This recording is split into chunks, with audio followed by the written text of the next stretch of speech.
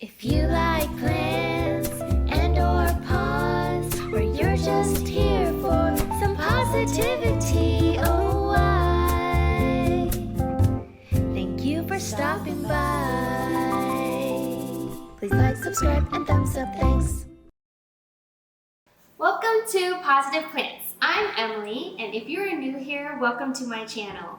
Please consider subscribing and following me on Instagram, where I post my daily life about my 3 dogs and all my plants. Today, I'm going to share with you 5 easy plants that I think are great for new plant parents and the so-called plant killers, and my personal experiences with them. A couple of things before we get started. These plants are considered low maintenance, which is not to be confused with no maintenance. You still have to care for them to a certain level, but they are a little bit more tolerant to neglect than other plants. Similarly, you might also have heard of plants that are okay in low light. This is not to be confused with the same thing as no light. All plants need to receive some form of energy from the sun. In general, most plants do better in bright indirect light than in very low light conditions. As for water and soil, these plants are not as picky as well.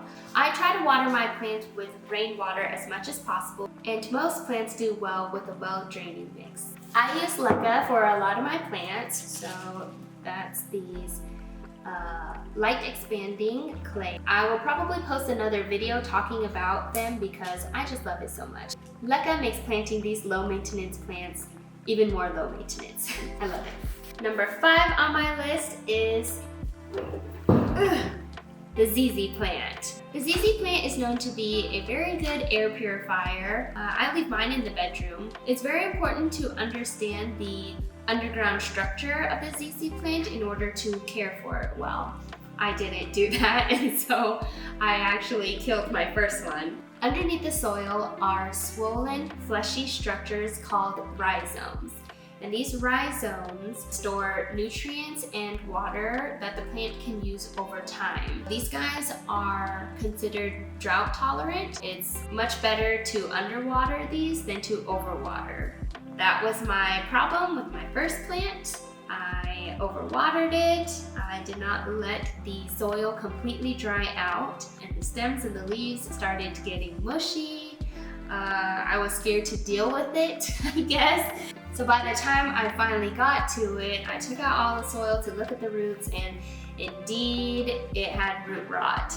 Some people ask, how do you know you have root rot? Oh, you will know when you have root rot because the smell is really bad and everything just looks soggy and brown and mushy down there. The rhizomes were really mushy and it was just really bad. It just does not look right. I could have saved it if I tended to it sooner, cut off the bad parts and put it in better soil to fix it, but I left it too long, so that one died. But I have these new ones and they are doing great now. Number 4 on my list is Scindapsus. If you follow me on Instagram, you know I will talk about this a lot. I love this plant. If you have heard about the Pothos, these guys are known as the satin or velvet pothos. They grow very similarly and are very low maintenance, I think, because the leaves are very hardy and the roots are very thick as well. Instead of the bright green that a lot of other typical plants have, this one adds a really nice depth of green to my collection and my plant shelf, so I just love it. There's so many different varieties. This is a Scindapsus exotica, and this one just like continuously grows. I just leave it there and it just grows.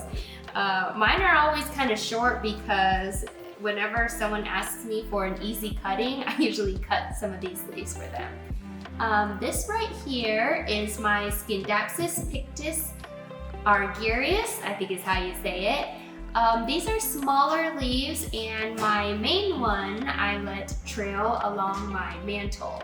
That one grows so fast. It just goes on and on. I used to have it on my bookshelf going down and it got too long, so I put it on my mantle and just let it swoop over. Super easy to propagate as well. I stuck these into sphagnum moss and the roots were about 2 inches long and ready to plant in about, I don't know, a week or a week and a half. This one right here, I got cuttings recently, is Scindapsus Moonlight Tribui. And this one's the pattern, you see, it's like all silver and more solid than the Exotica. I'm excited to see how this one goes because I heard it's a little bit slower to root. There's so many other kind of varieties and it just makes me want to collect all of them. My favorite thing about the Scindapsus is that it lets you know when it's thirsty. I am all about that, you guys. The leaves are not as firm and they start curling. So I usually let about 1/3 or so of the leaves curl before I water it again. You can let them just trail like this. You can stick them up on a moss pole. Some of them also do something called shingling. If you let them grow along a flat surface, the leaves will grow flat along it. Just love these guys. Number 3 on my list is the peace lily. This peace lily is so easy. This is not even mine. I'm watching it for a friend, and if she asks for it back, then I'll probably have to get one for myself because I didn't realize how easy it was. At first I thought that this plant just looks so normal, such a normal plant, but I actually really grew fond of it after caring for it. This is another plant that lets you know when it's thirsty. So all of the leaves just start drooping and it looks really sad. And then I'll water it and then they'll just spring back up to life. It only takes about 2 hours or so for the leaves to come back up. It's so funny. This plant is so tolerant of less light. I leave it up on my game shelf, which is quite far away from the window, and it just does its thing. It shoots out new growth all the time. This one doesn't really have a lot of flowers. In fact, I think it only has one right here, finally. I know that if I put it in more bright indirect light, that it will probably flower some more, but I'm okay with it being like this, and it's pretty healthy. It's just a very good, easy, sturdy houseplant. Okay, we're getting towards number 1. Number 2 on my list are the snake plants. If you have watched any videos or read up on top easy plants to grow, you will probably almost always find snake plants on there. And for a good reason. Their leaves are generally very hardy and thick, so pretty tolerant to neglect. These guys, however, are not indestructible though. You can kill them. These guys are definitely better to underwater than to overwater. One of my very first plants was a snake plant, and first I overwatered it. So I followed the typical care, which was water it anywhere from 2 weeks to like a month, depending on your pot size.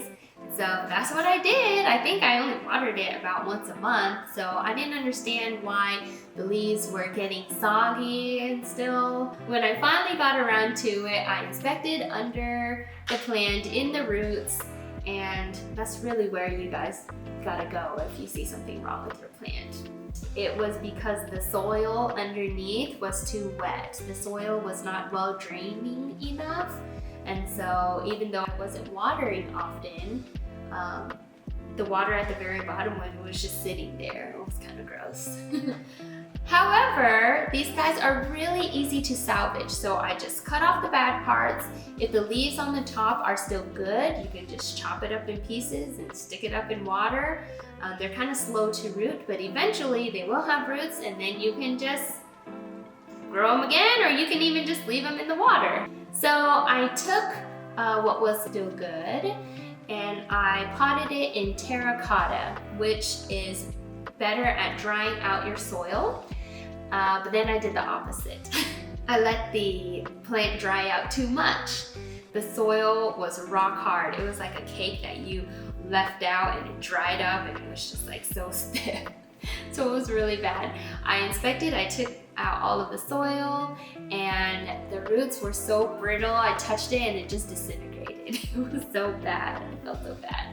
This guy right here is one of the first ones that I tried to put in leca to see how it goes, and it's doing pretty good. I think I'm going to repot a lot of my other snake plants in leca as well. This is another family of plants that I feel like I just want to collect them all because there's so many different varieties. These dwarf kinds, I believe, just stay kind of small, so they're really nice to put on tabletops or if you just need like a quick decor. This guy right here is probably my absolute favorite right now. It was on my wish list for a really long time, this starfish snake plant. It's just so unique. I just love the shape of it. Its brother is this one, Cylindrica, and I don't know, it's just so strange. I'm a fan of strange looking plants. And last on my list, number 1, hands down, is Pothos.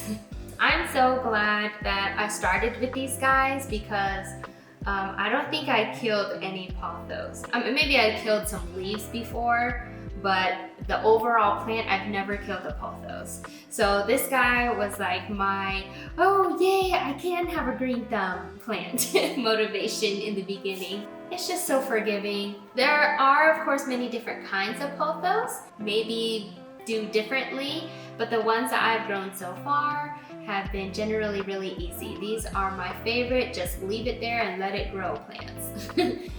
This right here is a marble queen. This one I think is a mix of enjoy and pearls and jade. I've never been able to clearly identify this one, so if you know, please let me know.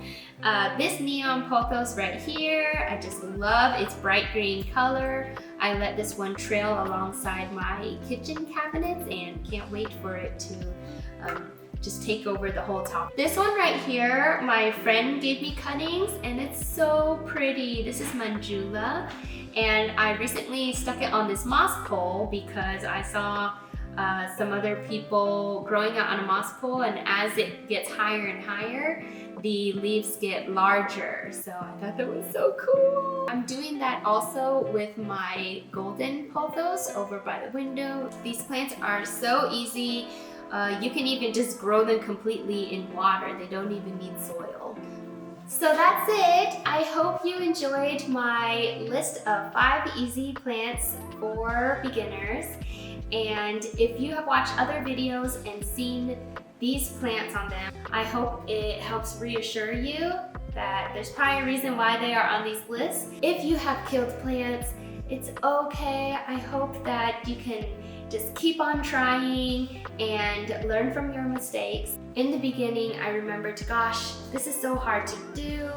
I'm not sure if I can be a plant parent. I'm even killing these easy plants, but it just takes time to learn. Be kind to yourself, be patient, and keep on growing.